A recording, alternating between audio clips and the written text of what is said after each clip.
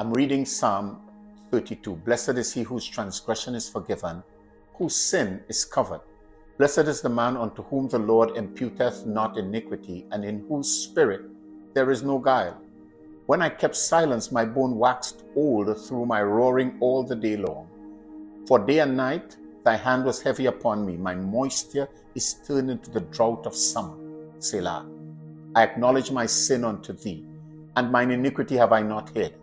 I said, I will confess my transgressions unto the Lord, and you forgave the iniquity of my sin. Selah. For this shall every one that is godly pray unto thee in a time when thou mayest be found. Surely in the floods of great waters they shall not come nigh unto him.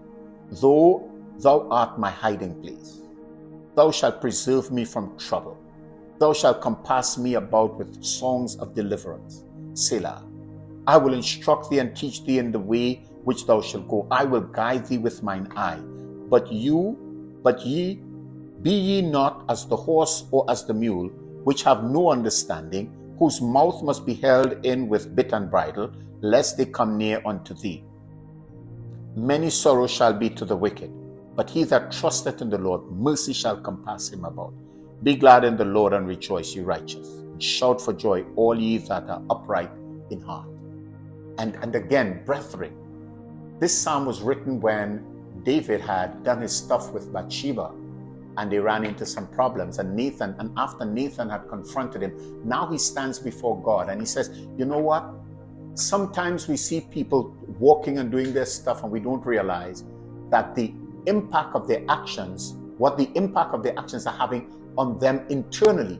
Because he says, when I keep silence, my bones wax. So you could tell his conscience, it's beating him. He knows that he did wrong. He knows that what he does has severe consequences, and he knows it has disrupted his relationship with God. Please note, the righteous are the people that stand in the presence of God, and God hears them. The unrighteous or the ungodly are not so.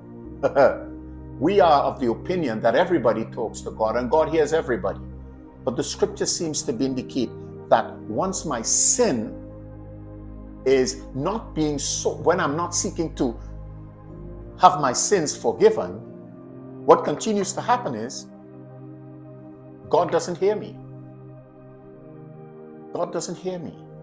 And for the Christian, we've got to realize there must come a place where we pour out our hearts, confirming that we were the wrong ones and not God, and we were the ones that went awry. And that's what David is saying. His conscience, when he didn't go to God, his conscience, because how could you go to God knowing that you've done all of this wrong? And I don't want you to think coming to church is coming to God. Coming to church is coming to church. Coming to God is when we find a place in God where we're able to confess and hold ourselves accountable to God and allow him to have his way in our lives. He ends the psalm by saying, be glad in the Lord and rejoice, ye righteous. Shout for joy, all ye that are upright in heart. It seems to indicate that where he started the psalm and where he ends the psalm, the process of being forgiven and the process of finding a right standing in God would have been completed. It may have taken some time, but as David looks back, it seems but a moment. And he says, blessed is the man whose transgression is forgiven, whose sin is covered. If you've confessed your sin already, great. If you've not, I think you need to find a place where you can simply say to God, my bad. It was me who was wrong. I am the one, not you. It's not your law that was too high.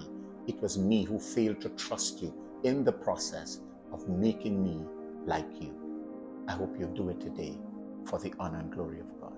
Bless you.